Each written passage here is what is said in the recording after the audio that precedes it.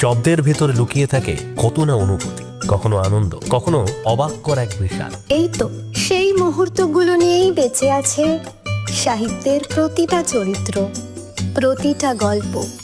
আমরা সেই অনুভূতিগুলোকে আবার ছুঁয়ে দেখি, ঠিক যেমন একসময় ছুঁয়েছিলাম রূপকথার পাতায়। চলুন আবার ডুব দিই গল্পের জগতে, যেখানে প্রতিটা শব্দ আপনাকে নিয়ে যায় এক নতুন অনুভবে। সাহিত্যম, শব্দের ভিতর গল্প আর গল্পের ভেতর জীবন।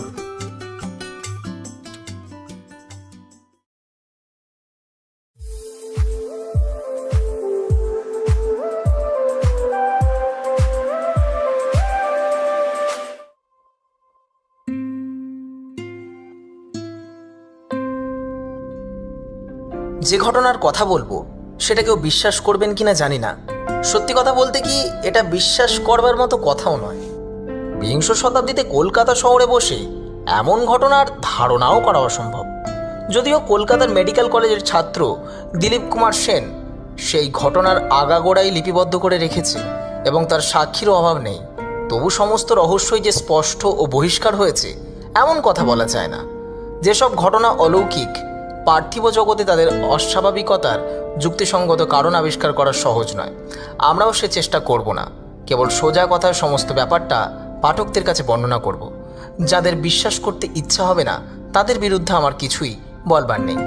দিলীপ আজ 4 বছর কলকাতার মেডিকেল কলেজের ছাত্র জীবন যাপন করছে। সে নির্জনতা ভালোবাসত বলে টালিগঞ্জের এমন জায়গায় বাসা নিয়েছিল যেখানে লোকালয় কম, মাঠ ময়দান ও গাছপালাই বেশি। টালিগঞ্জ ট্রাম ডিপোর পিছন দিয়ে যে সুদীর্ঘ রাস্তাটি সোজা গড়িয়াহাটের দিকে অগ্রসর হয়ে গেছে, দিলীপের বাসা বাড়িটি ছিল তারই এক ধারে। তার পড়বার ঘরে বসে চারিদিকে তাকালে দেখা যায় কেবল সুনীল আকাশ, সবুজ মাঠ আর দূরে ও কাছে বন জঙ্গলের জীবন্ত ছবি। কোথাও কোনো গোলমাল নেই, মাঝে মাঝে কেবল দ্রুতগামী মোটরের কর্কশ চিৎকার আশেপাশের মৌনব্রত ভাঙার অল্প স্বল্প চেষ্টা করে। কিন্তু বাসা বাড়িতে দিলীপ খালি একলাই থাকতো না। একতলাটি ছিল দিলীপের এবং দোতলায় বাস করত ভৈরবচন্দ্র চৌধুরী নামে আর একটি যুবক। তার সঙ্গে এখনও দিলীপের ভালো করে পরিচয় হয়নি, কারণ ভৈরব অল্পদিনই এই বাসায় এসে উঠেছে। একদিন সকালে কতগুলো মরার হাড় ও মোটা মোটা ডাক্তারি কেতাবের মাঝখানে বসে দিলীপ নিজের মনেই পড়াশোনা করছে। এমন সময় তার 2 বন্ধু প্রতাপ ও অবনী এসে হাজির। এদেরও দুজনের বাড়ি ছিল টালিগঞ্জেই এবং তারা প্রায় দিলীপের সঙ্গে গল্প করতে আসতো। কি হে, সকালবেলায় কি মনে করে? বই থেকে মুখ তুলে দিলীপ শুধলে, আমি এসেছি তোমার সঙ্গে গল্প করতে, আর অবনী এসেছে তার হবু ভগ্নিপতির সঙ্গে দেখা করতে। আমার বাড়িতে অবনীর হবু ভগ্নিপতি? তার মানে? তোমার বাসায় যে ভৈরবচন্দ্রের আবির্ভাব হয়েছে তারই সঙ্গে অবনীর বোনের বিয়ে কথা হচ্ছে যে। বটে, তা তো আমি জানতুম না। ভৈরববাবু তাহলে একটি ভালো পাত্র, বিয়ের বাজারে তাঁর দাম আছে। ঘটকরা তো তাই বলছে, কিন্তু প্রতাপ তা স্বীকার করে না। কেন? ভৈরবকে আমি কিছু কিছু চিনি, তার নাম বা স্বভাব কিছুই মিষ্ট নয়। ভৈরববাবুর কথা আমি কিছুই জানি না, কিন্তু তার সম্বন্ধে তোমার আপত্তির কারণ কি? ভৈরব হচ্ছে ভবঘুরে, তার বয়স 30-এর বেশি নয়, কিন্তু এই বয়সেই সে মিশর, আরব, পারস্য, চীন আর জাপান প্রভৃতি দেশ ঘুরে এসেছে। দেশভ্রমণ কি দোষের বিষয়?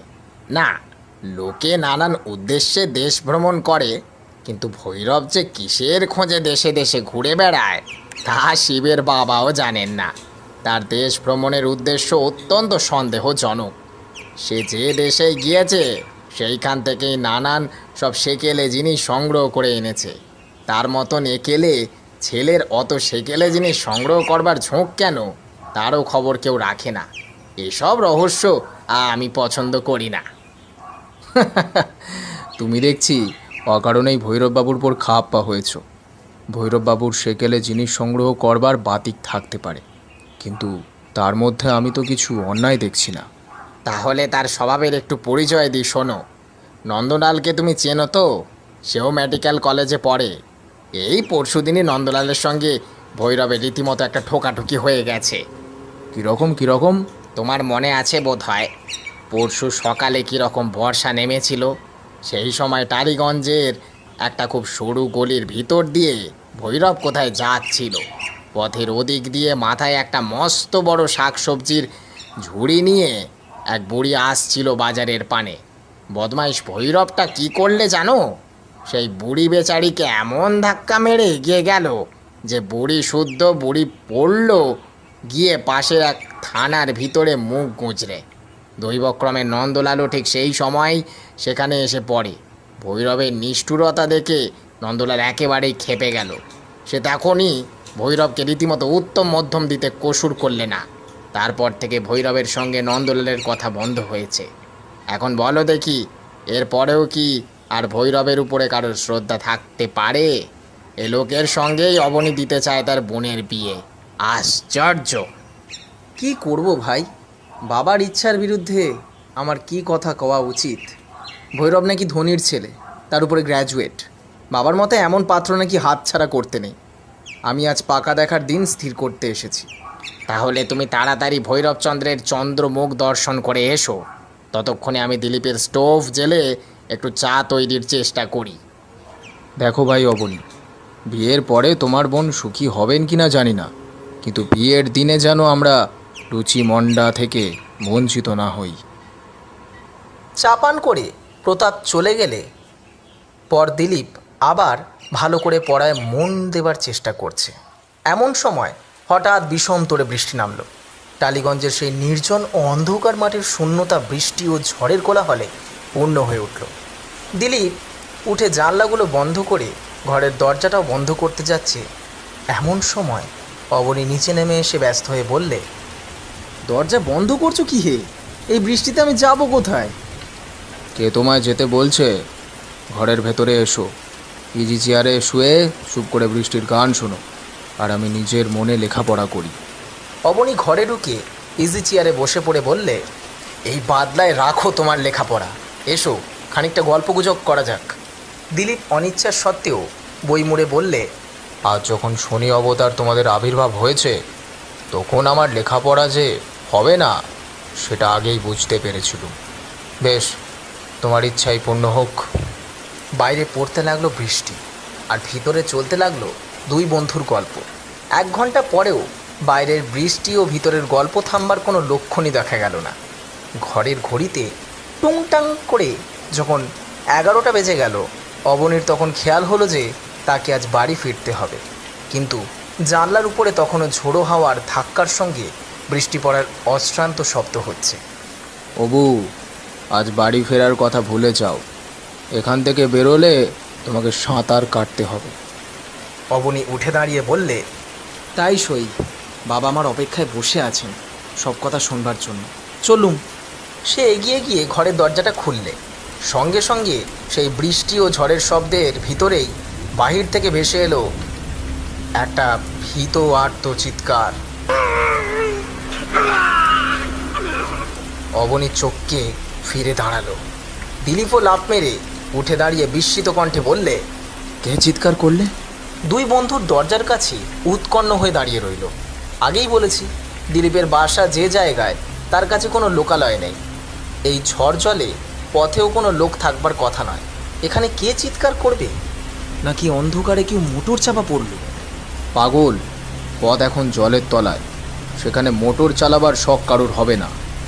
আবার শোনা গেল কেউ যেন দারুণ আতঙ্কে প্রায় অবরুদ্ধ স্বরে নিজের ইচ্ছার বিরুদ্ধে আর্তনাদের পর আর্তনাদ করছে। এবারে বেশ বোঝা গেল শব্দটা আসছে দিলীপের বাসার উপরতলা থেকেই। এ যে ভৈরববাবুর গলা! তিনি তো ঘরে একলা আছেন। কি দেখে তিনি ভয় পেয়েছেন?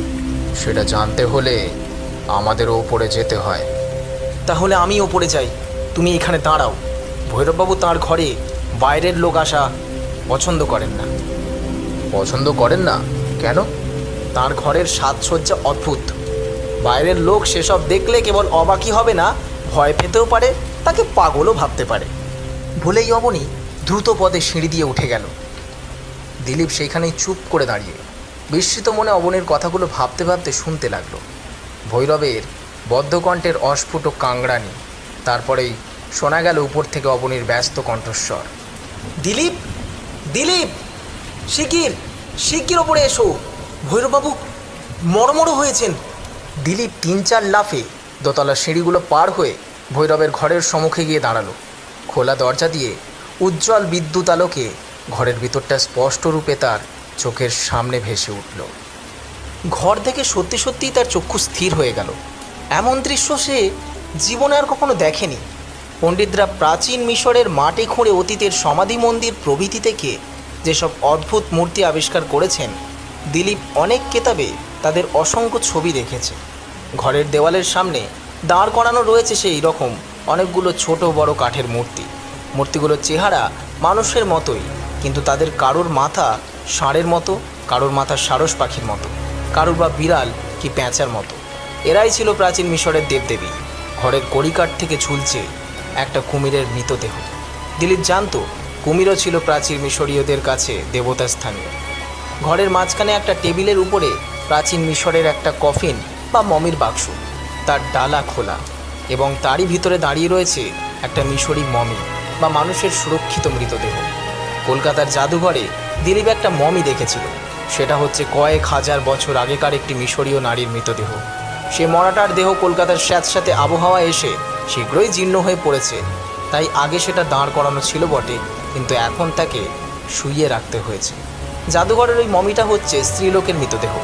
তার দেহের নানান জায়গায় খসে পড়েছে, কিন্তু আজ সে চোখের সামনে প্রাচীন মানুষের যে সুরক্ষিত দেহটা দেখলে, এটা পুরুষের দেহ, আর এমন পূর্ণাঙ্গ ও জীবন্তের মতো দেখতে যে তাকে মৃতদেহ বলে কল্পনাও করা অসম্ভব। যদিও হাজার হাজার বছরের মহিমায় তার গায়ের রং অস্বাভাবিক রূপে কালো হয়ে গিয়েছে, তার সমস্ত শরীর রীতিমতো অস্থি চর্মসার হয়ে গিয়েছে, তবু তার শুনো বিভৎস মুখের দিকে তাকালে মন এক অপার্থিব ভয়ে পরিপূর্ণ হয়েছে। মমিটার ঠিক পায়ের তলাতেই ঘরের মেঝের উপরে লম্বা হয়ে পড়ে রয়েছে ভৈরবচন্দ্রের দেহ, এবং তার হাতে রয়েছে কোষ্ঠী ঠিকুজির মতো পাকানো একখানা আধখোলা লম্বা কাগজ। দিলীপ বুঝলে সেখানে হচ্ছে প্রাচীন মিশরের পাপিরাস পাতার পুঁথি। ভৈরববাবু বোধ হয় আর বাঁচবেন না। দিলীপ হচ্ছে মেডিকেল কলেজের ছাত্র, এত সহজে কাতর হবার পাত্র নয়। সে ধীরে ধীরে এগিয়ে ভৈরবের পাশে গিয়ে বসে পড়ল এবং তার দেহটা পরীক্ষা করে বললে, ভয় নেই অবনী, ভৈরববাবু কেবল অজ্ঞান হয়ে গেছেন। তুমি এগিয়ে এসে এর পা দুটো ধরো, মাথার দিকে আমি ধরছি। এখন চলো, একে ওই সোফার উপরে শুইয়ে দিতে হবে। জলের কুজোটা নিয়ে এসো, ভৈরববাবুর মুখে আর বুকে জলের ঝাপটা দাও। কিন্তু এর এমন দশা হলো কেন? জানি না, ঘরে এসে ওকে আমি এই অবস্থাতেই দেখেছি। দিলীপ ভৈরবের বুকের উপর হাত রেখে বললে, এর বুক যেন হাঁপড়ের মতন উঠছে নামছে, বেশ বোঝা যাচ্ছে। ভয়ানক কিছু দেখেই ইনি ভীষণ ভয় পেয়েছেন। তাহলে হয়তো যত নষ্টের গোড়া ওই মমিটা। মমি? কীরকম? ওই কত হাজার বছরের পুরনো, মরা দেখলে কার না ভয় হয়। জ্যান্ত মানুষের পক্ষে এসব ভুতুরে ব্যাপার নিয়ে ঘাঁটাঘাঁটি করা ভালো নয়। কিছুকাল আগে আর একবারও একে আমি এই অবস্থায় দেখেছিলাম। সেদিনও ইনি ওই ভুতুরে মূর্তিটার পায়ের তলায় এমনিভাবে অজ্ঞান হয়ে পড়েছিলেন। মমিটাকে নিয়ে ইনি কি করতে চান? কে জানে, ভৈরববাবুর মাথায় বোধহয় ছিট আছে। এইসব জিনিস নিয়ে নাড়াচাড়া করাই হচ্ছে ওর বাঁতি। আমি কত মানা করি, বলি জীবস্থের সঙ্গে মৃতের সম্পর্ক রাখা ভালোও নয়, উচিতও নয়। শুনে উনি হাসেন, বলেন এ হচ্ছে আমার সব সাধনা। চুপ, রোগীর জ্ঞান ফিরে আসছে। ভৈরবের মুখ এতক্ষণ সাদা ফ্যাকাশে দেখাচ্ছিল, এইবারে তার উপরে একটু একটু করে রঙের আভাস ফুটে উঠছে। তার শ্বাস প্রশ্বাসও ক্রমে স্বাভাবিক হয়ে এলো। খানিক পরে সে চোখ খুলে ঘরের এদিক ওদিক তাকিয়ে দেখলে হঠাৎ তার চোখ পড়ল মমির দিকে। সঙ্গে সঙ্গে সে উঠে বসলো এবং তারপরেই এক লাফে এগিয়ে গিয়ে পাকানো পাপিরাস কাগজের সেই পুঁথিখানা তুলে নিয়ে তাড়াতাড়ি টেবিলের একটা টানার ভিতরে পুড়ে ফেললে। তারপর ফিরে দাঁড়িয়ে ক্রুদ্ধস্বরে বললে, আমার ঘরে বাইরের লোক কেন? আপনাদের কি দরকার? দরকার আমাদের কিছুই নেই, আপনি চিৎকার করে কাঁদছিলেন, তাই শুনে আমরা এসেছি সাহায্য করতে।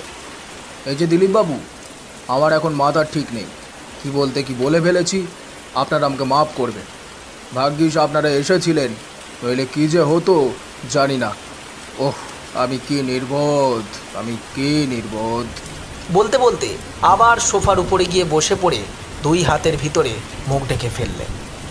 ভৈরববাবু, আপনি আগুন নিয়ে খেলা করছেন। নিশুত রাতে মমি নিয়ে নাড়াচাড়া করা মানুষের উচিত নয়। কিসে কি হয় বলা যায় না। অবনীবাবু, আমি যা দেখেছি তা যদি আপনিও দেখতেন তাহলে এতক্ষণে নিশ্চয়ই পাগল হয়ে যেতেন। কি দেখেছেন আপনি? না, বলছি কি, দুপুর রাতে মমির সঙ্গে থাকতে হলে না, একই আপনারা চলে যাচ্ছেন নাকি? আরেকটু বসুন। এমন কিছু নয়, আমি অনেকেরই সাহসে কুলাবে না। না, এখানে এখনই যাবেন না। ঘরের ভেতরে এ কিসের গন্ধ? দম যেন বন্ধ হয়ে আসছে। টেবিলের উপরের একটা পাত্র থেকে শুনো পাতার মতো কি কতকগুলো তুলে নিয়ে একটা জ্বলন্ত ধনুচির ভিতরে নিক্ষেপ করে ভৈরব বললে, এ হচ্ছে মিশরী পুরুষদের পবিত্র ধুনো। আচ্ছা অবনীবাবু, আমি কতক্ষণ অজ্ঞান হয়েছিলুম? বেশিক্ষণ নয়, মিনিট 5-6। অচেতনতা হচ্ছে এক অদ্ভুত জিনিস। অচেতনতার মধ্যে সময়ের মাপ নেই। অজ্ঞান হয়ে থাকলে কেউ বুঝতে পারে না তার অসাড়তার ভিতর দিয়ে কয়েক মুহূর্ত কি কয়েক সপ্তাহ কেটে গেছে। টেবিলের উপরে ওই যে মৃত মানুষটিকে দেখছেন, প্রাচীন মিশরে ও বেঁচে ছিল 4000 বছর আগে। কিন্তু ওকে যদি এখনই জাগাতে পারা যায়, ও হয়তো বলবে মিনিট খানেক আগেই ও বেঁচে ছিল। দিলীপবাবু, এই মমিটা খুব চমৎকার নয়? পচা মরা কাটাই হচ্ছে দিলীপের ব্যবসা। নরদেহের নারী নক্ষত্র তার জানা আছে। মমিটার সামনে গিয়ে দাঁড়িয়ে সে তাকে ভালো করে আবার দেখতে লাগলো। তার দেহের মাংস শুকিয়ে গিয়েছে বটে, কিন্তু কোথাও কোনো অঙ্গ প্রত্যঙ্গের প্রভাব নেই।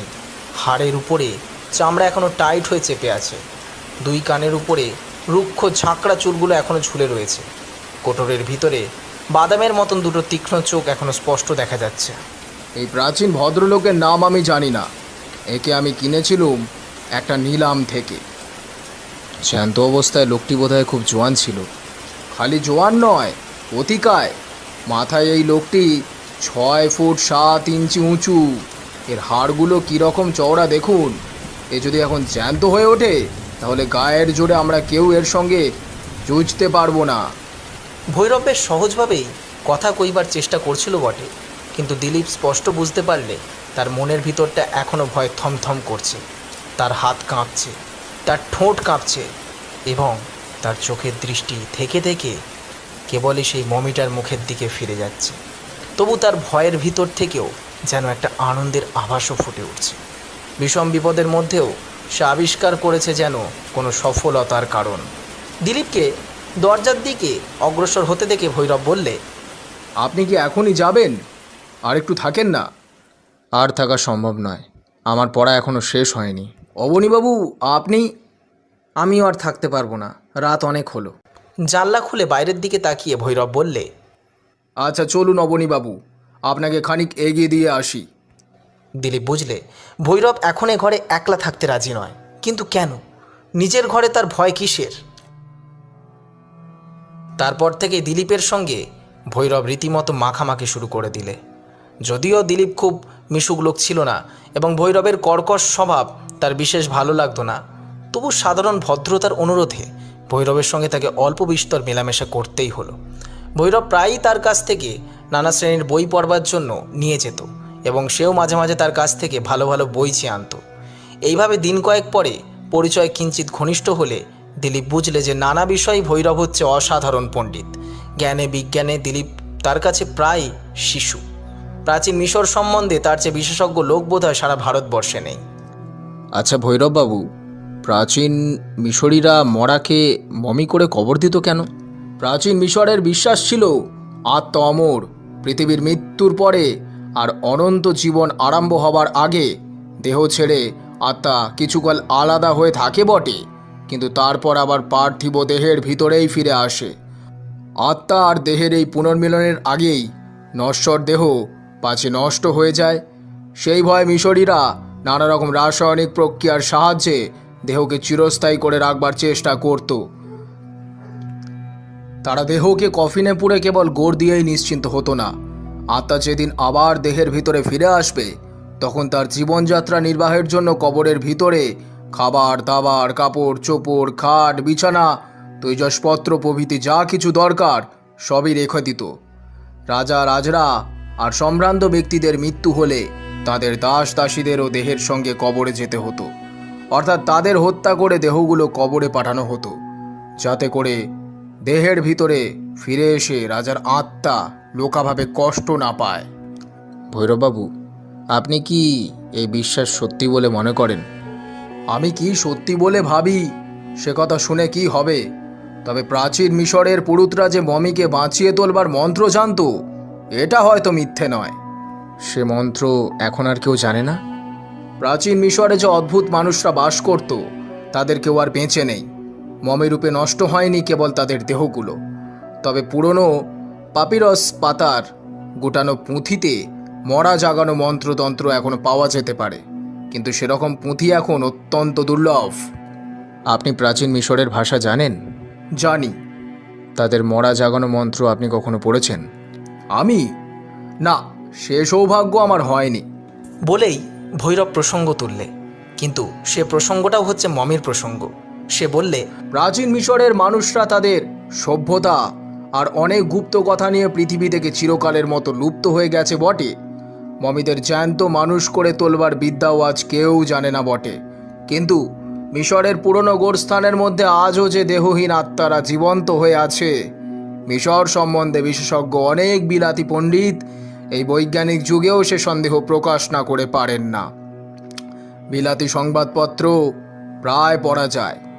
কৌতূহলী সাহেব ভ্রমণকারীরা মিশর থেকে মমি কিনে বিলাতে গিয়ে নানান অলৌকিক কাণ্ড দেখেছেন, আশ্চর্য সব বিপদে পড়েছেন। কবর থেকে বার করে আনলে মমি যে অভিশাপ বহন করে আসে, এ কথা তো এখন চলতি বিলাতি প্রবাদের মতো হয়ে দাঁড়িয়েছে। যেসব বিখ্যাত সাহেব পণ্ডিত মাটি খুঁড়ে প্রাচীন মিশরের কবর ঘেঁটে তছনছ করেন, তাদের অনেকেই যে পরে নানা দৈব দুর্ঘটনার অবঘাতে মারা পড়েন, এ কথাও সবাই জানে। এইসব দেখে শুনে স্বীকার করতে হয় যে আজ আমরা যাদের মমি দেখি, তাদের আত্মা এখনও মরেনি। নিজেদের পার্থিব দেহকে এখনও তারা ভালোবাসে এবং সুযোগ পেলেই আবার সেই দেহে ফিরে আসতে চায়। আমরা হিন্দু, আমরাও প্রাচীন জাতি, আর আমরাও আত্মার অমরতায় বিশ্বাস করি। দেহের প্রতি মমতা থাকলে পাছে আত্মা পৃথিবী ছাড়তে না চায়। হয়তো সেই ভয় হিন্দুদের শাস্ত্র বিধান দিয়েছে আগুন পুড়িয়ে মৃতদেহকে একেবারে ধ্বংস করে ফেলতে। সময় সময় দিলীপের মনে হতো ভৈরবের মধ্যে উন্মাদ রোগের পূর্ব লক্ষণ দেখা দিয়েছে। একদিন কইতে কইতে হঠাৎ সে উচ্ছ্বসিত কণ্ঠে বলে উঠলে, মঙ্গল আর অমঙ্গলকে নিচের অধিকারে আনতে পারা, ওহ সে কি সৌভাগ্য! স্বর্গের দেবতা আর নরকের দানবকে যদি আমার হাতের মুঠোয় পাই, তাহলে আমি পৃথিবী শাসন করতে পারি। আর একদিন সে বললে, অবনীর বোনকে আমি বিয়ে করব বটে, কিন্তু অবনী কোনো কমেরই নয়। কিন্তু যার উচ্চাকাঙ্ক্ষা আছে সে আমার বন্ধু হবার যোগ্য নয়। অবশ্য মানুষ হিসাবে অবনী ভালো লোক, সে তার যথার্থ বন্ধু হতে পারবে না। আজ কদিন থেকে তাকে আবার একটা নতুন রোগে ধরেছে। দিলীপ নিজ থেকে প্রায় শুনতে পায় উপরের ঘরে একলা বসে ভৈরব নিজের সঙ্গে নিজেই কথা কয়। গভীর রাতে দিলীপ পড়াশোনা করছে, উপরের ঘরে বাইরের জনপ্রাণী নেই, অথচ চারিদিকে নিঃশব্দের মধ্যে বেশ শোনা যায় ভৈরব খুব মৃদু মৃদু স্বরে প্রায় ফিস ফিস করে আপন মনে কথাবার্তা কইছে। ভৈরববাবু, নিজের সঙ্গে নিজেই গল্প করতে কি আপনার খুব ভালো লাগে? আমি কি নিজের সঙ্গে গল্প করি?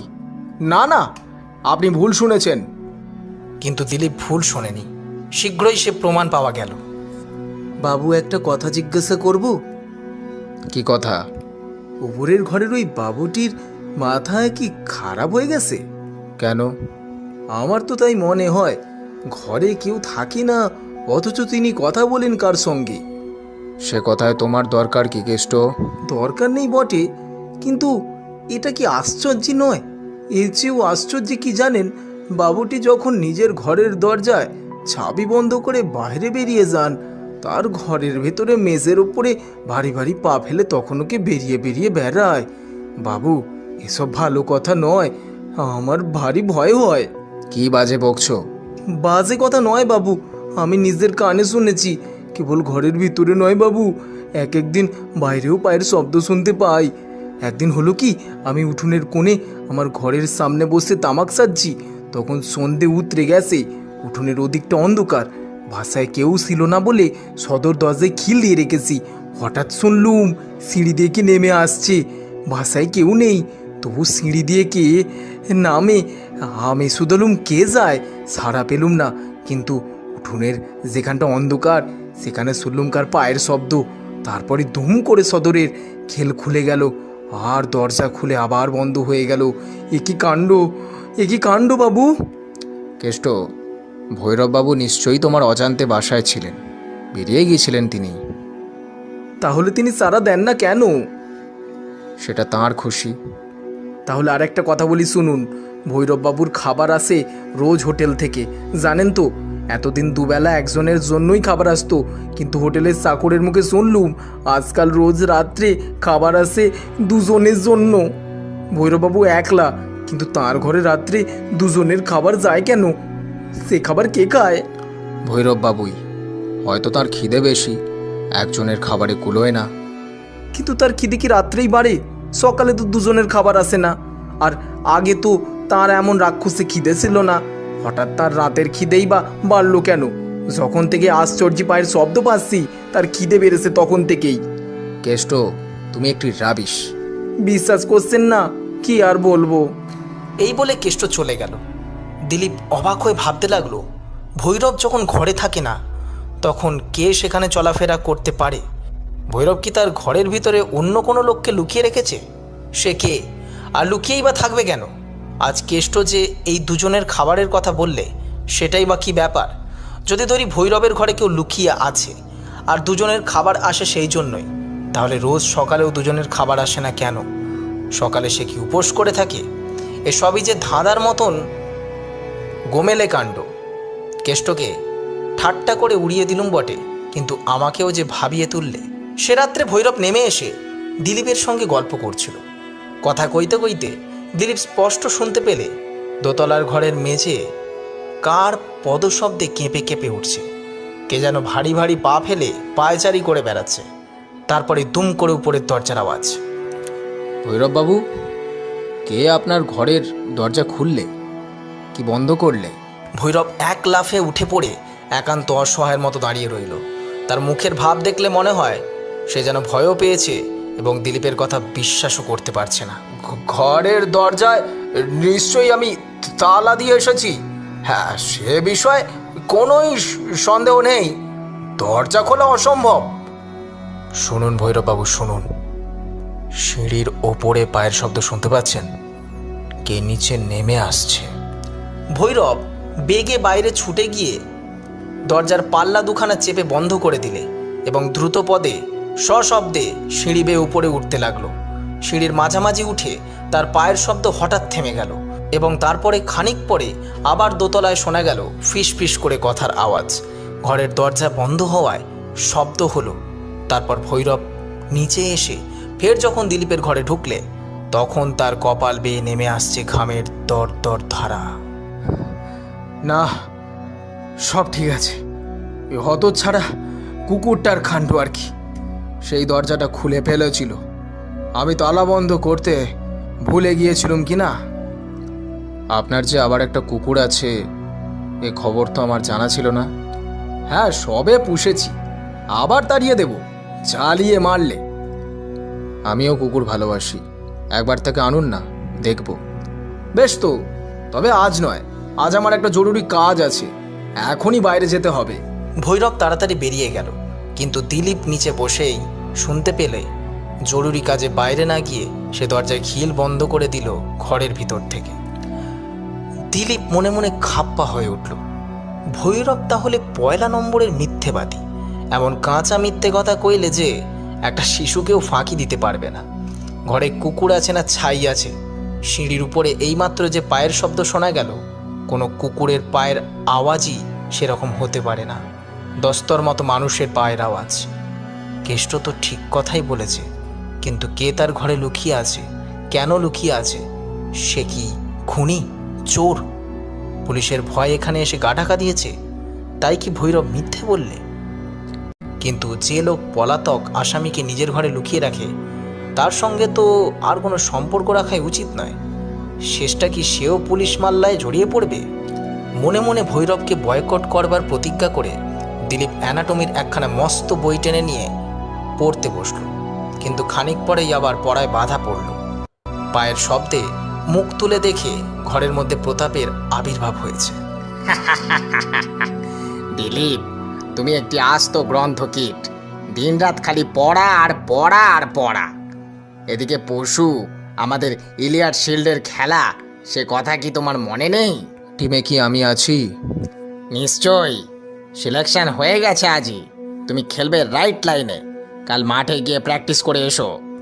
যাব, কিন্তু আজ বিদায় হও দেখি, আমাকে পড়তে দাও। আর কোনো খবর নেই তো? একটা খবর আছে। তোমাকে সেদিন নন্দলাল আর ভৈরবের ঝগড়ার কথা বলেছিলুম, মনে আছে তো? কাল নন্দলাল বিষম বিপদে পড়েছিল। কি বিপদ? নন্দলাল কাল মাঠের রাস্তা দিয়ে সন্ধ্যের সময় বাড়ি ফিরছিল। এমন সময় হঠাৎ কে তাকে আক্রমণ করে। কে আক্রমণ করে? সেইটে বলাই তো মুশকিল। নন্দলালের মতে সে মানুষ নয়। অবশ্য তার গলায় নখের আঘাতে যে গভীর ক্ষত হয়েছে, মানুষের নখে সে ক্ষত হওয়া সম্ভবও নয়। তবে তবে কি নন্দলালের ঘাড়ে ভূত চেপেছিল? ধুত, কে বলছে তা? ভূতটুত কিচ্ছু নয়। আমার বিশ্বাস চিড়িয়াখানা বা কোনো খেলাওয়ালার দল থেকে ওরাং উটান কি শিম্পাঞ্জির মতো কোনো বড় জাতের বানর বাইরে বেরিয়ে পড়েছে। এ কীর্তি তারই। হয়তো সে কোনো খুনে ঠগির হাতে পড়েছিল। হতে পারে, কিন্তু নন্দলাল বলে তা নয়। তার মতে যে তাকে আক্রমণ করে গলা টিপে ধরেছিল, তার হাতখানা বরফের মতো কনকনে ঠান্ডা। কোনো জীবের স্পর্শই সেরকম শীতল হয় না। নিশ্চয়ই এটা তার মনের ভ্রম, কিন্তু বেচারি ভয় একেবারে মুড়ে পড়েছে। হ্যাঁ, ভালো কথা। তোমার বন্ধু ভৈরবচন্দ্র নন্দলালকে যেরকম ভালোবাসে, বোধহয় এ খবরটা শুনলে আনন্দে নৃত্য করতে থাকে। আমি তাকে খুব চিনি। সে কোনো শত্রুকেই ক্ষমা করে না। অতএব সাবধান, কোনোদিন তাকে ঘাঁটিও না। সে আমার মিত্রও নয়, শত্রুও নয়। তার সঙ্গে আমার সামান্যই পরিচয় হয়েছে। তাকে আমার ঘাঁটাবার দরকার কি? তোমার কথা তুমিই বুঝবে। আমি শুধু বলে খালাস। কেবল এইটুকুই মনে রেখো, তার কাছ থেকে যত তফাতে থাকতে পারো ততই ভালো। এই বলে প্রতাপ ঘর থেকে বেরিয়ে গেল। দিলীপ আবার পড়ায় মন দেবার চেষ্টা করলে, কিন্তু তার মন তখন এমন চঞ্চল হয়ে উঠেছে যে ডাক্তারি কেতাবের কোনো কথাই সে যেন দেখতে পেলে না। থেকে থেকে তার মন কেবলই ছুটে যায় দোতলার ওই বিচিত্র ঘরের অদ্ভুত লোকটির কাছে, যার চারিদিকেই রয়েছে অজানা রহস্যের এক মায়াময় অপার্থিবতা। তারই ফাঁকে ফাঁকে তার বিস্মিত চিত্ত নন্দলালের উপরে এই আশ্চর্য আক্রমণ নিয়ে আলোচনা করবার জন্য ব্যস্ত হয়ে উঠল। ওই ভৈরবের স্বভাব আর নন্দলালের উপরে এই আক্রমণ, এদের মধ্যে নিশ্চয়ই কোনো যোগাযোগ আছে। কিন্তু কি যে সে যোগাযোগ, ভাষায় স্পষ্ট করে তা প্রকাশ করা যায় না। চুলোয় যাক ভৈরব আর তার বিদঘুটে মমি। তার জন্য আজ আমার পড়া হলো না, আর কেবল ওই জন্যই তার সঙ্গে ভবিষ্যৎ আর কখনো মেলামেশা করব না। 10 দিন কেটে গেল। দিলীপ তার মরার কঙ্কাল আর ডাক্তারি কেতাব নিয়ে নিজের বিদ্রোহিতার বিরুদ্ধেই জোর করে এমন ব্যস্ত হয়ে রইল যে ঘরের বন্ধ দরজায় মাঝে মাঝে ভৈরবের করাঘাত শুনেও সাড়া দেবার নামটি করলে না। সে এসেই হয়তো সেকেলে মিশর আর তার গুপ্ত রহস্য নিয়ে এমন সব আজগুবি গালগল্প জুড়ে দেবে যে শুক্র ডাক্তারি কেতাবের সমস্ত কথাই ভুলে যেতে হবে। একদিন সে বাইরে বেরোবার উদ্যোগ করছে, এমন সময় তার খোলা দরজা দিয়ে দেখতে পেলে তার বন্ধু অবনী অত্যন্ত উত্তেজিতভাবে দালানের উপরে নেমে এলো এবং তার পেছনে ছুটে এলো রুদ্রমূর্তিতে ভৈরবচন্দ্র। ভীষণ ক্রোধে তার মুখ হয়ে উঠেছে হিংস্র জন্তুর মতো কদাকার। নির্বোধ, এর প্রতিফল পাবি। যা হয় হবে, কিন্তু তোমার সঙ্গে আজ থেকেই সব সম্পর্ক তুলে দিলুম। আমি আর তোমার কোনো কথাই শুনবো না। বেশ, শুনো না, কিন্তু তুমি যা প্রতিজ্ঞা করেছো সেটা মনে রেখো। হ্যাঁ হ্যাঁ, প্রতিজ্ঞা আমি রাখবই। কারুকে কোনো কথাই বলবো না, কিন্তু এরপরে আমার বোনের সঙ্গে তোমার বিয়ে হওয়া অসম্ভব। তার চেয়ে আমার বোনকে গঙ্গা জলে ডুবিয়ে মারো। আমি আর তোমার মুখ দেখতে চাই না। এই বলেই অবনী হনহন করে দালান পেরিয়ে বাড়ির বাইরে চলে গেল। কিন্তু বাইরে বেরিয়ে ওদের গোলমালে যোগ দিতে তার ইচ্ছা হলো না। কোনো কারণে অবনীর ঝগড়া হয়েছে এবং সে তার বোনের সঙ্গে ভৈরবের বিয়ের সম্পর্ক ভেঙে দিলে দিলীপ এটুকু বেশ বুঝতে পারলে। তারপর সে জামা কাপড় পরে বেরিয়ে পড়ল এবং বাইরে গিয়েও এই কথাই তার বারংবার মনে হতে লাগলো, ভৈরবের সঙ্গে অবনীর এমন ঝগড়া হলো কেন। পরদিনের কথা, সেদিন ছিল ইলিয়াট শিল্ডের ফাইনাল। গড়ের মাঠে মোহনবাগান গ্রাউন্ডে নানান কলেজের ছাত্ররা এসে গগনভেদী কোলাহলে উচ্ছ্বসিত হয়ে উঠেছে। দিলীপদের কলেজের সঙ্গেই আজ মেট্রোপলিটন কলেজের প্রতিযোগিতা। খেলার আগেই দুই পক্ষের পৃষ্ঠপোষকদের মধ্যে রীতিমতো একটা বাক্যযুদ্ধ হয়ে গেল।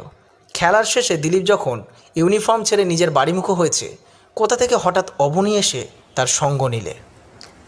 ভাই দিলীপ, সেদিনকার ব্যাপার কতকটা তুমিও দেখেছো আর শুনেছো, কিন্তু সেদিন আমার এত রাগ হয়েছিল যে তোমার সঙ্গে কথা না কয়েই চলে এসেছিল। সেজন্য কিছু মনে করো না। আমার তো কিছু মনে করবার কোনো কারণ নেই। বেশ কথা, কিন্তু আমার একটি কথা তুমি রাখো, ভৈরব যে বাসায় থাকে সেখানে কোনো ভদ্রলোকের থাকা উচিত নয়। ও বাসা ছেড়ে দাও। কেন বলো দেখি? অবনী প্রথমটা কোনো জবাব দিলে না। দিলীপের সঙ্গে নীরবে খানিকক্ষণ এগিয়ে এলো, তারপর বললে, কেন যে তোমাকে ও বাসা ছাড়তে বলছি আমার পক্ষে তার কারণ বলা অসম্ভব। কেননা ভৈরবের কাছে আমি প্রতিজ্ঞা করেছি কারোর কাছে কোনো কথাই আমি বলবো না। কিন্তু এইটুকু আমার বলা উচিত যে ভৈরবের কাছে ভদ্র বা অভদ্র কোনো মানুষেরই থাকা নিরাপদ নয়। যে কোনো মুহূর্তে তুমি বিপদে পড়তে পারো, সাংঘাতিক বিপদ। বিপদ? তুমি কি বলছো অবনী? স্পষ্ট করে তোমাকে আমি কিছুই বলতে পারবো না, কিন্তু ও বাসা ছেড়ে দাও। কেন? ভৈরব হচ্ছে অমানসিক মানুষ, এছাড়া আর তার কোনো বর্ণনা করা যায় না। সেই যে সেদিন সে অজ্ঞান হয়ে গিয়েছিল, তারপর থেকে আমার মনে কেমন একটা সন্দেহ হয়। কাল আমি তাই তাকে চেপে ধরেছিলাম। দিলীপ, তখন দায় পড়ে সে আমাকে সব কথা বললে, শুনে আমার মাথার চুল খাড়া হয়ে উঠল। তার উপরে ভৈরব বলে কি না আমাকে তার দলভুক্ত হয়ে সাহায্য করতে। ভাগ্যে যথাসময় ভৈরবের আসল চরিত্র টের পেয়েছি। তার সঙ্গে আমার বোনের বিয়ে হয়ে গেলে কি সর্বনাশী না হতো। ভগবান রক্ষা করেছেন। অবনী, হয় তুমি খুব বেশি বলছো, নয় বলছো খুব কম। আমি কিছুই বলবো না বলে ভৈরবের কাছে প্রতিজ্ঞা করেছি।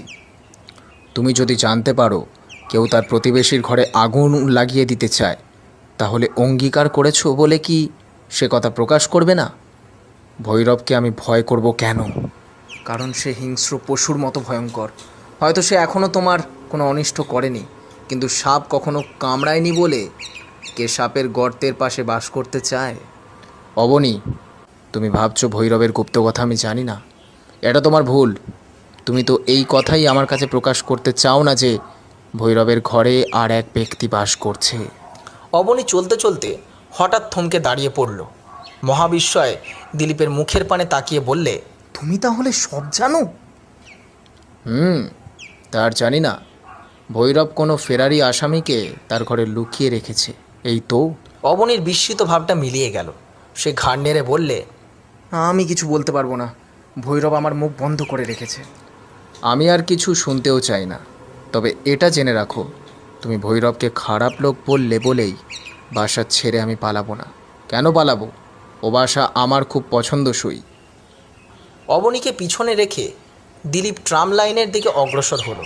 তার সেই যুক্তিহীন ভয় দেখে দিলীপ মনে মনে কৌতুক অনুভব করলে। মানুষ হিসাবে ভৈরব অমানসিক হবে কেন? বড়জোর তার স্বভাবটাই মিষ্ট নয়। হয়তো তার কোনো কোনো অস্বাভাবিক বাতিক আছে। এমন বাতিক কত লোকেরই তো থাকতে পারে। মানুষের প্রকৃতি হরেক রকম বলেই তো এই পৃথিবী এমন বিচিত্র। হয়তো ভৈরব তার ঘরের মধ্যে কোনো খুনি আসামিকে আশ্রয় দিয়েছে, কিন্তু সেজন্য বাইরের লোক অকারণে মাথা ঘামিয়ে ভয় পাবে কেন? টালিগঞ্জের এমন খাস বাসা কি ছাড়া যায়? কলকাতায় থেকেও সে কলকাতার বাইরে আছে। জনতার আর ট্রাম, বাস, ট্যাক্সির হট্টগোল নেই। হাজার পাখির কোরাস শুনে তার ঘুম ভাঙে। চারিদিকে তাকিয়েই দেখা যায় মাঠের পর মাঠ ভরে সবুজ রঙের স্রোত বইছে এবং তার উপরে ঝরে পড়ছে নীলাকাশের আলোর ঝর্ণা।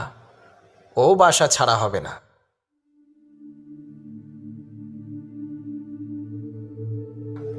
দিলীপের এক বন্ধু ছিল, মণিলাল। সে বয়সও কিছু ছোট হলেও তার সঙ্গে দিলীপের খুব বনিবনাও ছিল।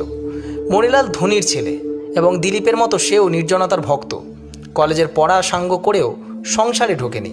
নিজের প্রকাণ্ড লাইব্রেরি ও ফুলের বাগান নিয়েই দিন কাটিয়ে দিত মনের খুশিতে। দিলীপদের বাসা ছাড়িয়ে আরও মাইল ডেরেক এগিয়ে গেলেই তার বাগান ঘেরা সুন্দর বাড়িখানি দেখতে পাওয়া যায়। জায়গাটি অনেক পল্লীগ্রামের মতো। সপ্তাহে বার দুয়েক দিলীপ তার এই বন্ধুটির সঙ্গে আলাপ করতে যেত। অবনীর সঙ্গে তার দেখা হওয়ার পর দিন সন্ধ্যা 8টার সময় দিলীপ ঘর থেকে বেরোলো তার বন্ধু মনিলালের সঙ্গে সাক্ষাৎ করতে। বেরোবার সময় টেবিলের দিকে চোখ পড়াতে দেখলে তার উপরে পড়ে রয়েছে ভৈরবের কাছ থেকে চেয়ে আনা একখানি দামি বৈজ্ঞানিক বই। দিলীপের মনে হলো ভৈরবের সঙ্গে সে আর মেলামেশা করতে চায় না বটে, কিন্তু তার বইখানি ফিরিয়ে দেওয়া উচিত। দিলীপ বই রেখে দরজা ভেজিয়ে দিয়ে আবার সিঁড়ি বয়ে নামতে লাগলো। সিঁড়িতে আলো ছিল না, ঘুটঘুট করছে অন্ধকার। সে একদিকের দেওয়াল ধরে নামছে। হঠাৎ সিঁড়ির উপরে শোনা গেল একটা অস্পষ্ট শব্দ, একটা আগুনের ফিলকির আভাস, একটা ঠান্ডা কনকনে হাওয়ার ঝটকা। কে যেন তার পাশ কাটিয়ে বেগে উপরে উঠে গেল। কে? ভৈরববাবু নাকি? কোনো সাড়া নেই, কিন্তু উপরে ঘরের দরজা খোলার শব্দ হলো। দিলীপের মন কৌতূহলে ভরে গেল। সেও তাড়াতাড়ি আবার উপরে উঠল। ভৈরবের ঘরের দরজা তেমনি বন্ধ রয়েছে। ঠেলতেই খুলে গেল। ঘরের ভিতরে উঁকি মারতেই সর্বপ্রথমে তার চোখে পড়ল কফিনটার উপরে। তার মধ্যে স্থিরভাবে দাঁড়িয়ে রয়েছে সেই মৃতদেহটা। দিলীপ নিজের চোখে বিশ্বাস করতে পারল না। আরও 2 পা এগিয়ে গিয়ে ভালো করে তীক্ষ্ণ দৃষ্টিতে দেখলে কফিনের মমি কফিনেই বিরাজ করছে। কিন্তু 3 মিনিট আগেই কফিনের ভেতরে যে কিছুই ছিল না, দিলীপ শপথ করে তা বলতে পারে। চোখের ভ্রম? এও কি সম্ভব? সে আড়ষ্ট চক্ষে সেই বিভীষণ সুদীর্ঘ মূর্তির পানে তাকিয়ে রইল এবং তার মনে হলো মমির কোটরগত চোখ দুটো যেন জ্যান্ত চোখের মতো একবার চকচক করে উঠল। দিলীপের হতভম্ব ভাবটা তখনও কাটেনি। হঠাৎ নিচে থেকে প্রতাপের ব্যস্ত চিৎকার শোনা গেল। দিলীপ, দিলীপ, কোথায় তুমি? শিগগির এসো। দিলীপ দ্রুত পদে নেমে গিয়ে দেখলে তার ঘরের সামনে কাতর মুখে দাঁড়িয়ে রয়েছে প্রতাপ। কি হে, ব্যাপার কি? অবনী হঠাৎ জলে ডুবে গেছে, ডাক্তার পাওয়া যাচ্ছে না। আপাতত তুমি হলেই চলবে। তাকে জল থেকে তোলা হয়েছে, দেহে এখনো প্রাণ আছে। দেরি করো না, শিগগির চলো। দুজনে তাড়াতাড়ি বাড়ি থেকে বেরিয়ে পড়ল এবং শীঘ্রই অবনীর বাড়িতে পৌঁছবে বলে দৌড়তে আরম্ভ করলে। অবনীর বৈঠকখানায় ঢুকে দেখা গেল চৌকির উপরে তার জলসিক্ত অচেতন দেহকে শুইয়ে দেওয়া হয়েছে। দিলীপ প্রভৃতির চেষ্টায় প্রায় 20 মিনিট পরে অবনীর দেহে একবার শিহরণ দেখা গেল। তারপর তার ঠোঁট কাঁপতে লাগলো। তারপর সে চোখ খুললে। এইবারে জেগে ওঠো ভাই, জেগে ওঠো। তুমি আমাদের যথেষ্ট ভয় দেখিয়েছো। আমার ডাক্তারি ব্যাগ থেকে খানিকটা ব্র্যান্ডি বার করে ওকে খাইয়ে দাও। অবনীর এক সহপাঠী সেখানে ছিল। কি ভয়ই আমি পেয়েছিলুম। মাঠে বসে চাঁদের আলোয় আমার সঙ্গে গল্প করতে করতে অবনী হঠাৎ উঠে একটা পুকুর ধারে গেল। মাঝখানে কতকগুলো গাছ থাকাতে আমি তাকে দেখতে পাচ্ছিলুম না। আচমকা শুনলুম তার আর্তনাদ আর ঝপাং করে জলে পড়ার শব্দ। তারপর ছুটে গিয়ে পুকুরে ঝাঁপিয়ে কি কষ্টে যে তাকে ডাঙায় তুলেছি তা আমিই জানি। আমি তো ভেবেছিলুম অবনী আর বেঁচে নেই। ইতিমধ্যে অবনী কতকটা সামলে নিয়েছে। সে 2 হাতে ভর দিয়ে উঠে বসল এবং তার মুখ চোখে ফুটে উঠল দারুণ ভয়ের চিহ্ন। কি করে তুমি জলে পড়ে গেলে? আমি পড়ে যাইনি, তবে কে আমাকে ঠেলে ফেলে দিয়েছে। সে কি হে? হ্যাঁ, পুকুর পাড়ে দাঁড়িয়েছিলুম। হঠাৎ কি আমাকে 2খানা বরফের মতো ঠান্ডা হাতে হালকা পালকের মতো শূন্যে তুলে ধরে জলে ছুঁড়ে ফেলে দিলে। কে সে? আমি কিছুই দেখিনি, কিছুই শুনিনি, কিন্তু সে যে কে আমি তা জানি। আমিও জানি। তাহলে তুমি জেনেছ? মনে আছে আমি তোমাকে কি অনুরোধ করেছিলাম? মনে আছে। এইবারে বোধহয় আমি তোমার অনুরোধ রক্ষা করব। তোমরা কি গুজগুজ ফুসফুস শুরু করলে হে? অবনী এখন বিশ্রাম করুক, এখন আর কোনো কথা নয়। এসো হে, আমরা বিদায় হই। বাসার দিকে ফিরতে ফিরতে দিলীপের কত কথাই মনে হতে লাগলো। মমি শূন্য কফি, সিঁড়ির উপরে শব্দ ও কনকনে হাওয়া, তারপরেই কফিনের মধ্যে হারামণির রহস্যপূর্ণ অসম্ভব পুনরাবির্ভাব এবং তারপর অবনীর উপরে এই অকারণ আক্রমণ। এর আগেই নন্দলালও ঠিক এইভাবেই আক্রান্ত হয়েছিল এবং এদের দুজনেরই উপরে ভৈরব তুষ্ট নয়। এই সঙ্গে ভৈরবের ঘরের অসাধারণ ব্যাপারগুলো স্মরণ হতে লাগলো। এই সমস্ত ঘটনা একত্রে নাড়াচাড়া করতে করতে দিলীপের মনের ভিতরে একটা সম্পূর্ণ নাটক গড়ে উঠল। এসবকে মিথ্যা বলা অসম্ভব, কিন্তু পৃথিবী বলবে। দিলীপ চোখে এদের সত্যতা প্রমাণিত করাও কতটা কঠিন। তুমি ভুল দেখেছ, কফিন এক মুহূর্ত মমিশূন্য হয়নি। আরও অনেকের মতো অবনীয় হঠাৎ জলে ডুবে গেছে। ভেবে ভেবে তোমার মাথা খারাপ হয়ে গিয়েছে। তুমি কোনো ভালো ডাক্তারের ঔষধ খাও। দিলীপ নিজেও নিশ্চয়ই এরকম গল্প শুনলে এই কথাই বলতো, কিন্তু তবু সে এখন স্পষ্ট ভাষায় বলতে পারে যে ভৈরবের মনে হচ্ছে হত্যাকারীর মন, এবং সে এমন এক অশ্রুতপূর্ব ভয়ানক অস্ত্রের দ্বারা নরহত্যা করতে চায় পৃথিবীর অপরাধের ইতিহাসে আর কেউ কখনো যা ব্যবহার করতে পারে। দিলীপ স্থির করলে সপ্তাহখানেকের মধ্যেই কোনো নতুন বাসায় উঠে যাবে। এ বাসায় থাকলে তার পড়াশোনা আর হবে না। দোতলার ঘরের রহস্য নিয়েই মন ব্যস্ত হয়ে থাকবে। সে বাসার কাছে এসে পড়ল। দোতলার ঘরে তখনও আলো জ্বলছে এবং বাইরের দিকে তাকিয়ে জানলার কাছে দাঁড়িয়ে রয়েছে ভৈরব। আসছে। বাড়ির ভেতরে ঢুকে দিলীপ দেখলে ভৈরব সিঁড়ি দিয়ে নিচে নেমে আসছে। দিলীপবাবু নমস্কার, আপনার সঙ্গে দু একটা কথা বলতে চাই। এখন কি আপনার সময় হবে? না, সময় হবে না? লেখাপড়া নিয়ে আপনি এতই ব্যস্ত। আমি অবনীর কথাই বলতুম। শুনেছি তার নাকি কি বিপদ হয়েছে। ভৈরবের মুখ গম্ভীর, কিন্তু তার চোখে যেন আনন্দের আভাস। দিলীপের ইচ্ছা হলো মারে তার মুখে এক খুশি। ভৈরববাবু, শুনে আপনি বড়ই দুঃখিত হবেন যে অবনী এখন সম্পূর্ণ সুস্থ হয়েছে। আপনার শয়তানি কৌশল এবার কাজে লাগেনি। বেহায়ার মতো কিছু উড়িয়ে দেবার চেষ্টা করবেন না। আমি সব জেনে ফেলেছি। খাপ্পা দিলীপের রুক্ষ কথা শুনে ভৈরব প্রথমটা থতমত খেয়ে দুপা পিছিয়ে গেল। আপনি পাগল হয়ে গেছেন দিলীপবাবু। আপনি কি বলতে চান? অবনীর দুর্ঘটনার জন্য আমি দায়ী? হ্যাঁ, দায়ী আপনি আর আপনার ওই শুনো মরা।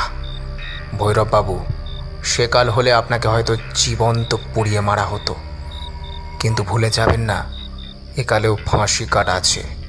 এই টালিগঞ্জে যদি আর কোনো লোক এইভাবে আক্রান্ত হয়ে প্রাণ হারায়, তাহলে আমি আপনাকে পুলিশের হাতে সমর্পণ করব। মিশরি মরার খেলা বাংলাদেশে চলবে না, বুঝেছেন? আপনাকে শীঘ্রই পাগলাগারদে পাঠাতে হবে দেখছি। আচ্ছা, দেখা যাবে আমি পাগলাগারদে যাই না আপনি ফাঁসি কাঠে দোল খান।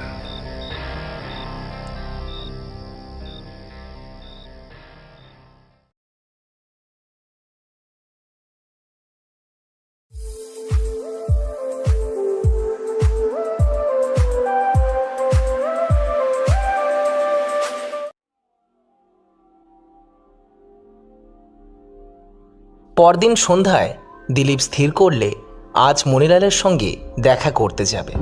পথে বেরিয়ে পিছন ফিরে দেখলে উপরের আলোকিত ঘরের জানলায় ভৈরব আজও দাঁড়িয়ে রয়েছে মূর্তির মতো।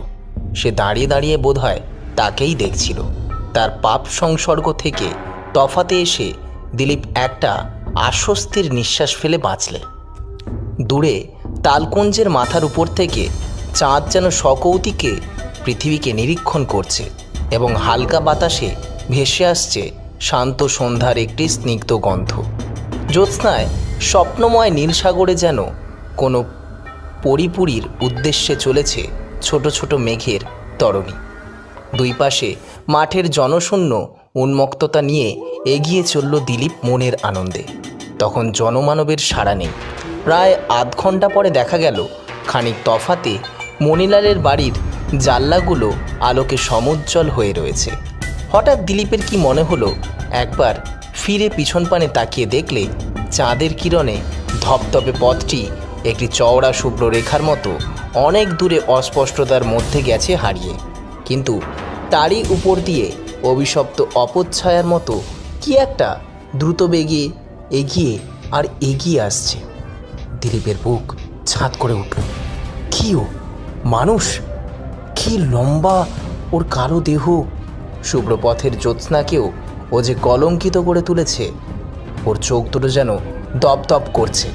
প্রত্যেক পদক্ষেপের তালে তালে হাড়গুলো বেজে উঠছে খড়মড় করে, যেন ওর সারা দেহের সঙ্গেই মাংসের সম্পর্ক নেই।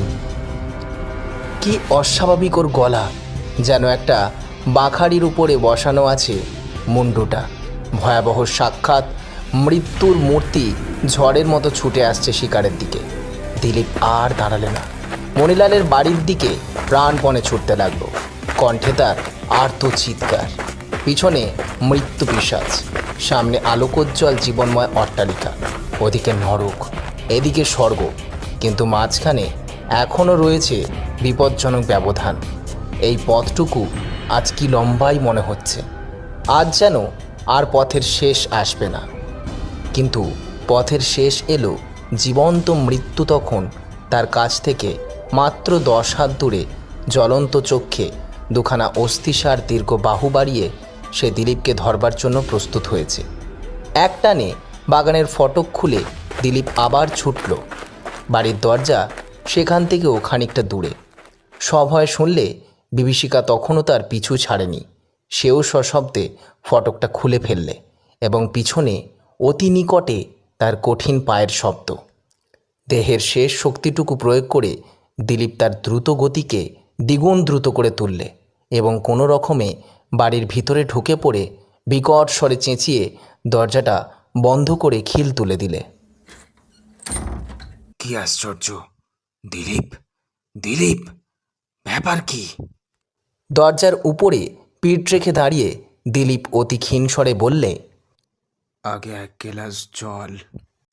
মণিলাল দৌড়ে গিয়ে যখন 1 গ্লাস জল নিয়ে ফিরে এলো, দিলীপ তখন একান্ত অবসন্নের মতো একখানা চেয়ারের উপরে বসে পড়ে হাঁপ সাম্পাবার চেষ্টা করছে। এই নাও জল। বন্ধু, তোমার এই কি মূর্তি! মুখ যে একেবারে কাগজের মতো সাদা হয়ে গেছে। দিলীপ সাগ্র হয়ে হাত বাড়িয়ে তার তপ্ত পাথরের মতন গলাটা ভিজিয়ে নিলে।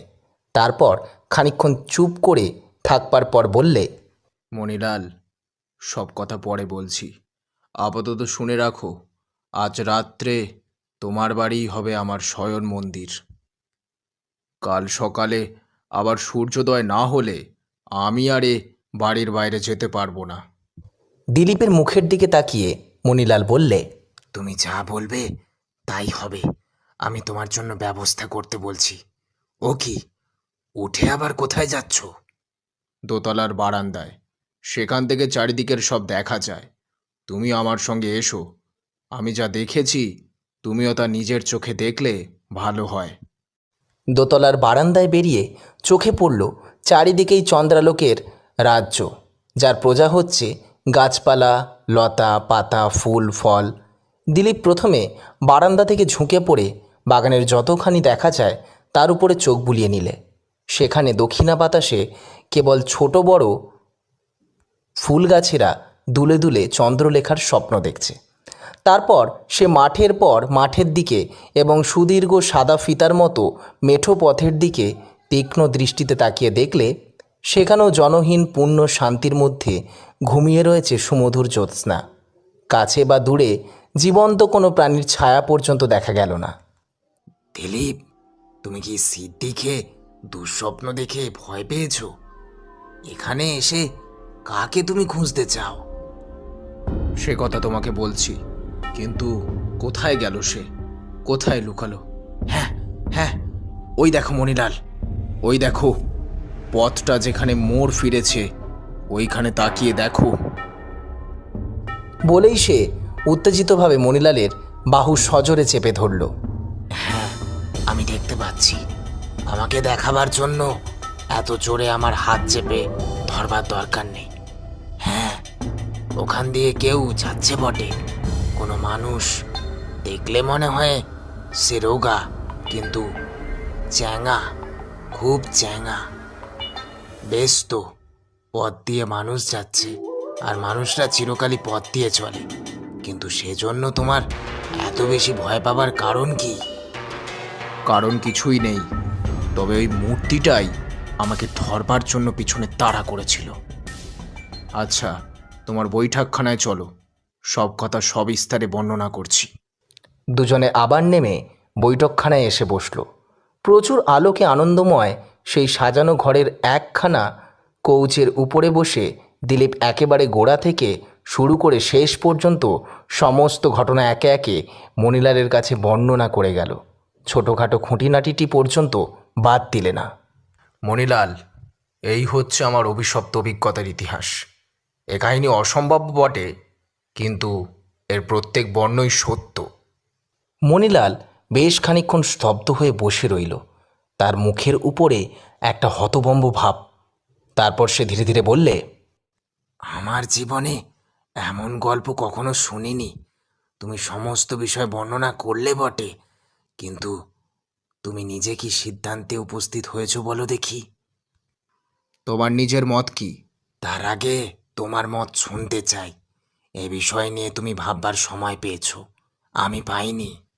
আসল ব্যাপার আমার যা মনে হয় তা হচ্ছে ওই শয়তান ভৈরব মিশরে গিয়ে এমন কোনো গুপ্ত মন্ত্র শিখে এসেছে, যার গুণে মমিকে, অর্থাৎ হাজার হাজার বছর আগেকার মরাকে অথবা একটা বিশেষ মরাকে অন্তত খানিকক্ষণের জন্য জ্যান্ত করে তুলতে পারা যায়। যেদিন সে প্রথম অজ্ঞান হয়ে যায় সেদিন সম্ভবত মরাটাকে সর্বপ্রথম জাগিয়ে তুলতে পেরেছিল। কিন্তু একটা পুরানো শুকনো মরা জীবন্ত হয়ে উঠছে, এই অনভ্যস্ত অসম্ভব দৃশ্য দেখেই যে সে ভয়ে জ্ঞান হারিয়ে ফেলেছিল তাতে আর কোনো সন্দেহ নেই। তারপরে জীবন্ত মরার নড়াচড়া দেখতে সে অভ্যস্ত হয়ে পড়ে।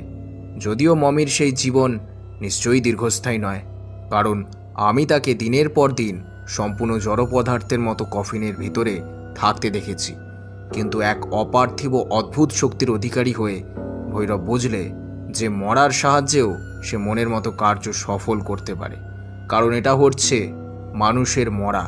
অতএব জ্যান্ত হলে তার মানসী বুদ্ধি আর শক্তিও ফিরে পায়। নন্দলালের উপরে ভৈরবের রাগ ছিল, তার উপরেই সে প্রথম পরীক্ষা করলে। তারপরে এই নতুন ক্ষমতা পেয়ে আনন্দে অধীর হয়ে সে অবনীকেও নিজের দলে টানবার চেষ্টা করলে। কিন্তু অবনী হচ্ছে ভিন্ন ধাতুতে গড়া, সে এসব অন্যায় ভুতুরে ব্যাপারে সে যোগ দিতে চাইলে না। ভৈরবের সঙ্গে তার ঝগড়া বাঁধল।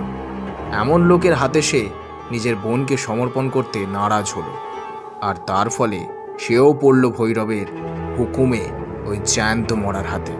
কিন্তু আগে নন্দলাল, তারপরে অবনী, যে প্রাণে প্রাণে কোনো রকমে রেহাই পেলে সেটা হচ্ছে দৈবের মহিমা। নইলে ভৈরবের উপরে আজ দুটো নরহত্যার চাপ পড়ত। তারপর সে যখন টের পেলে যে আমিও তার গুপ্ত কথা জেনে ফেলেছি, তখন আমাকেও তার পথ থেকে সরিয়ে নিশ্চিন্ত হতে চাইলে। আমি যে এখানে আসব সে তা জানত, দিলে তার মমিকে লেলিয়ে। কিন্তু ভাগ্য আমার প্রতি সুপ্রসন্ন, নইলে কাল সকালেই তোমার বাগানের ভিতরে দেখতে পেতে আমার মৃতদেহ। আমি ভীতু লোক নই, কিন্তু এরকম মৃত্যু ভয় অতি বড় সাহসীও সহ্য করতে পারে না। মণিলাল অবিশ্বাসের হাসি হাসতে হাসতে বললে, বন্ধু, অতিরিক্ত লেখাপড়া করে করে তোমার মাথার গোলমাল হয়েছে। বিংশ শতাব্দীর কলকাতায় 4000 বছরের পুরনো মিশরের জ্যান্ত মমি, সবচেয়ে কড়া গাঁজার ধোঁয়াও এর কাছে হার মানে। এই মমিকে খালি তুমিই দেখেছো, আর কেউ একে জ্যান্ত অবস্থায় দেখেনি। নিশ্চয়ই আরও কেউ কেউ দেখেছে, কারণ এ অঞ্চলের অনেকেই বলছে যে বানর জাতীয় কোনো জীব যেখানে সেখানে মানুষের উপরে অত্যাচার করছে। তাছাড়া তাছাড়া তারা আর কি বলবে? আসল ব্যাপারটা যে কল্পনা করাও অসম্ভব। কল্পনার দরকার কি?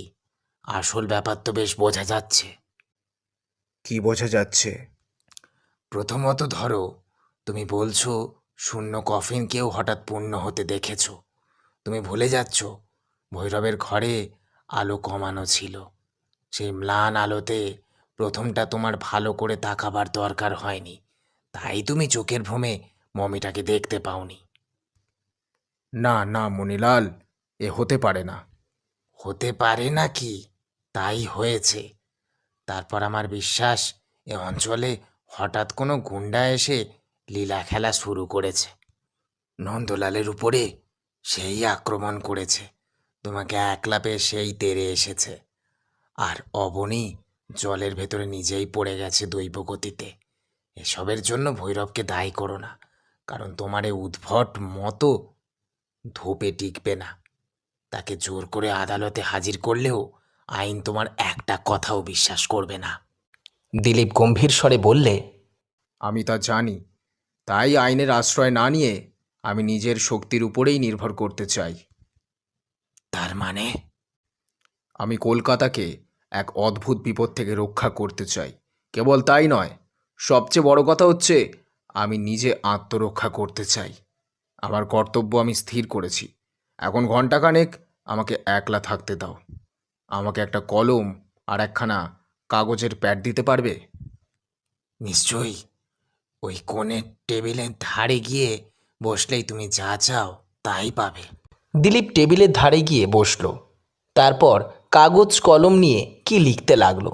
1 ঘন্টার পর 2 ঘন্টার আগে তার লেখা শেষ হলো না। ততক্ষণ ধরে মণিলাল একখানা সোফায় বসে বই পড়তে লাগলো ও মাঝে মাঝে দিলীপের দিকে কৌতূহলী দৃষ্টি নিক্ষেপ করতে লাগলো। তারপর দিলীপ একতারা কাগজ নিয়ে উঠে এসে মণিলালের সামনে দাঁড়িয়ে বললে, এখন তুমি সাক্ষী হও। এই কাগজের তলায় একটা সই করে দাও। সাক্ষী হব? কিসের সাক্ষী? এটা যে আজকের তারিখে আমি সই করেছি তারই সাক্ষী হবে তুমি। বন্ধু, এরই ওপরে আমার জীবন নির্ভর করছে। দিলীপ, তুমি পাগলের মতো কথা কইছ। চলো, খেয়ে দে শোবে চলো। আমি যা করেছি অনেক ভেবেচিন্তেই করেছি। যে মুহূর্তে তুমি সই করবে আমি তোমার সব কথাই শুনব। নাও, সই করো। কিন্তু কি জন্যে সই করব সেটা বলো। আজ আমি তোমাকে যে ঘটনাগুলো বলেছি এই সব কাগজে তা লিখে রাখলুম। তুমি কেবল সাক্ষী হও মণিলাল। মণিলাল তখনই সই করে দিয়ে বললে, নাও, কেমন হলো তো? কিন্তু তোমার মতলব কি আমি জানতে চাই। পুলিশের হাতে যদি ধরা পড়ি তাহলে এই কাগজগুলো দাখিল করো। পুলিশের হাতে তুমি ধরা পড়বে? কেন? হয়তো আমি নরহত্যা করব। দিলীপ, দিলীপ, কুমারের মতো কোনো কাজ করো না। মোটেই নয়, আমি আমার কর্তব্যই করব। এখন এই কাগজগুলো তুমি রেখে দাও। আমি এইবার খেয়ে দিয়ে তাড়াতাড়ি শুয়ে পড়তে চাই। কাল সকালে আমার অনেক কাজ।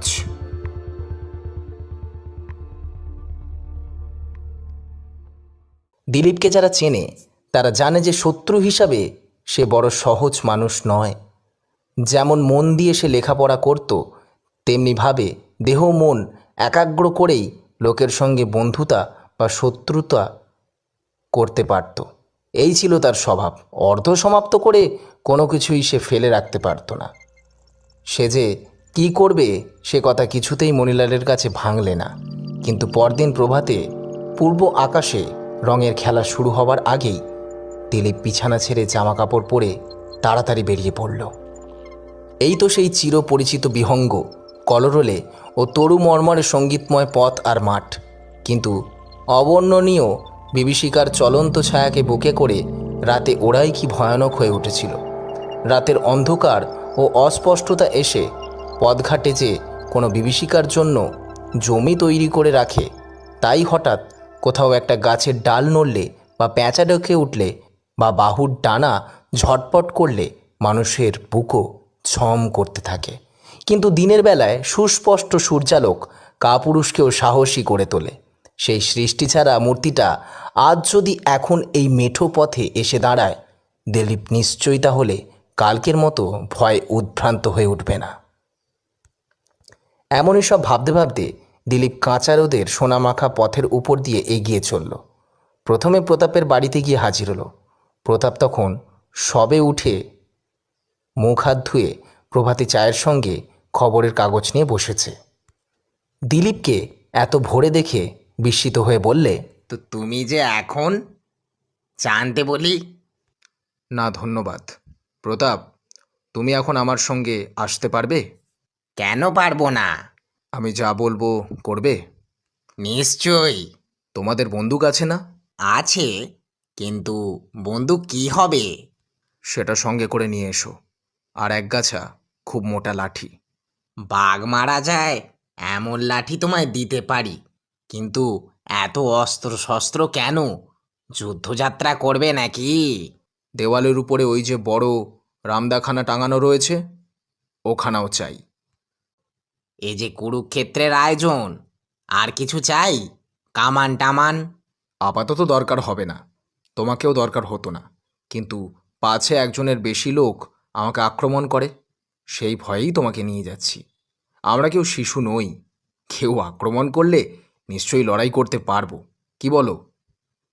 পারা তো উচিত, কিন্তু এখন বীরদর্পে কোন দিকে যাত্রা করতে হবে বলো? ফোর্ট উইলিয়ামের দিকে? না, আমার বাসার দিকে, তোমার বাসার দিকে? অর্থাৎ ভৈরবের বাসার দিকে। কিন্তু সেজন্যে এমন সমরসজ্জার প্রয়োজন কি?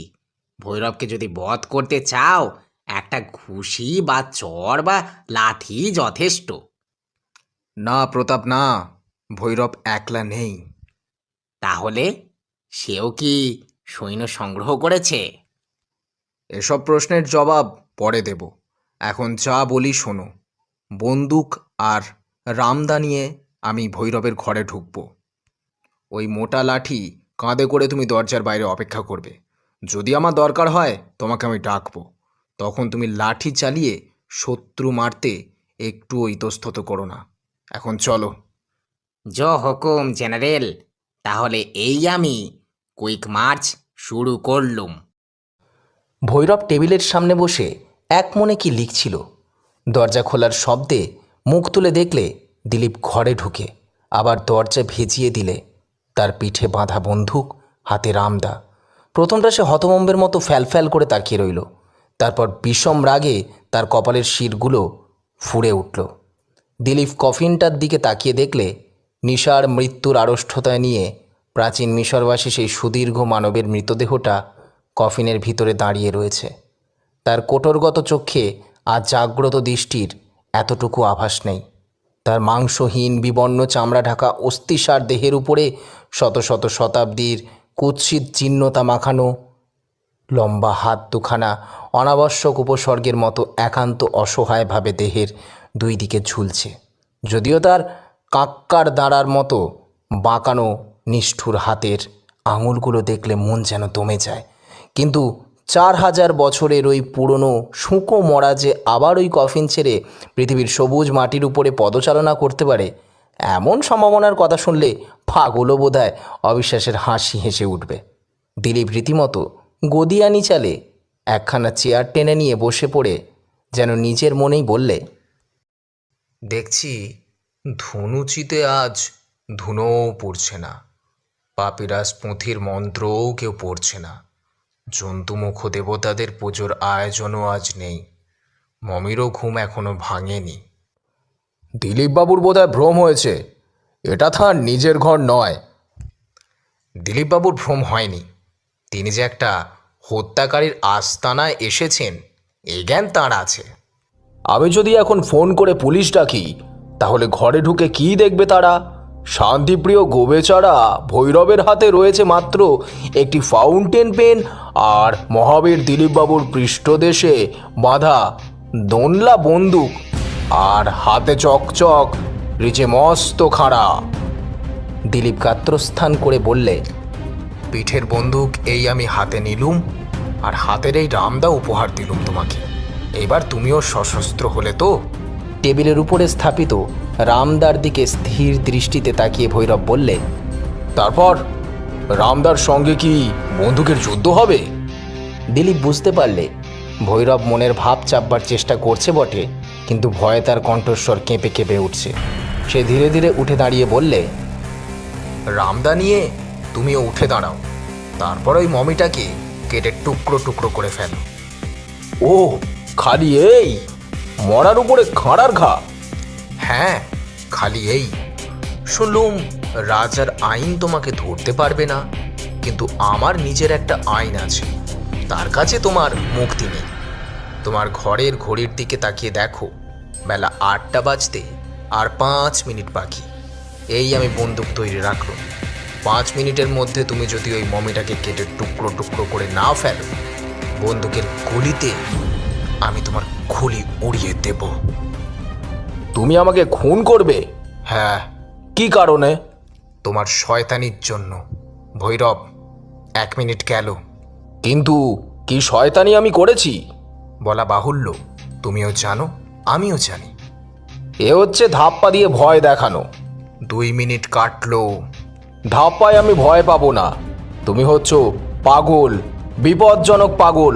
তোমার কথায় আমার নিজের সম্পত্তি নষ্ট করব কেন? ওটি মূল্যবান মমি। তোমাকে ওটা কেটে খান খান করে আমার সামনে পুড়িয়ে ফেলতে হবেই। আমি ওসব কিছুই করব না। 4 মিনিট কাটলো। দিলীপ বন্দুক তুলে তার নলটা ফেরালে ভৈরবের দিকে। তার মুখে দৃঢ় প্রতিজ্ঞার ভাব। ভগবানের নামে শপথ করছি, 8টা বাজলেই আমি তোমাকে পাগলা কুকুরের মতো গুলি করে মারব। এর জন্য আমি ফাঁসি যেতেও রাজি। এখনো উঠলে না? ঘড়িতে 8টা বাজছে, তবে মরো। দিলীপ ঘোড়ার উপর আঙুল রাখলে। ভৈরব উঠে পড়ে ভয়ার্ত মুখে বললে, রক্ষা করো, আমি তোমার কথা মতোই কাজ করব। বলেই সে তাড়াতাড়ি রামদা তুলে মমির সরুঙ্গে গলার উপরে এক কোপ বসিয়ে দিলে। কাটা মুন্ডুটা খটাস করে মাটির উপরে পড়ে গেল। তারপর মরার উপর কোপের পর কোপ পড়তে লাগলো। ভৈরব একবার কোপ বসায় আর একবার মহাভয় ফিরে দেখে দিলীপ কি করছে। মিনিট 5 মধ্যেই সব শেষ। ঘরের মেঝের উপরে শুনো মরার খণ্ড বিখণ্ড হাত, পা, বাহু, নাক, মুখ, চোখ, ধর ও কুচি কুচি অঙ্গ প্রত্যঙ্গ পুঞ্জীভূত হয়ে উঠল। দিলীপ বজ্রগম্ভীর স্বরে বললে, ওর ওপরে কেরোসিন তেল ঢেলে আগুন লাগাও। ভৈরব নীরবে তার হুকুম তামিল করলে। শুনো মরার টুকরোগুলো কাগজের মতো সহজেই দাউ দাউ করে জ্বলে উঠল। বিশ্রী দুর্গন্ধে ও আগুনের তাপে টেকা দেয়। কিন্তু দিলীপ তখনও বন্দুক তুলে স্থির মুখে অটল হয়ে দাঁড়িয়ে আছে। কেমন হয়েছে তো? না, বার করো তোমার সেই মন্ত্র লেখা পাপিরাস পাতার পুঁথি, সেটাও আগুনে ফেলে দাও। না না, তার থেকে আমাকে বঞ্চিত করো না। দিলীপবাবু, আপনি কি রত্ন নষ্ট করতে চাইছেন জানেন না? সে পুঁথি জ্ঞানের আধার। তেমন পুঁথি পৃথিবীতে আর নেই। ভৈরব, ওরাও সেই পুঁথি। দিলীপবাবু, আমার কথা শুনুন। পুঁথিখানা পোড়াতে বলবেন না।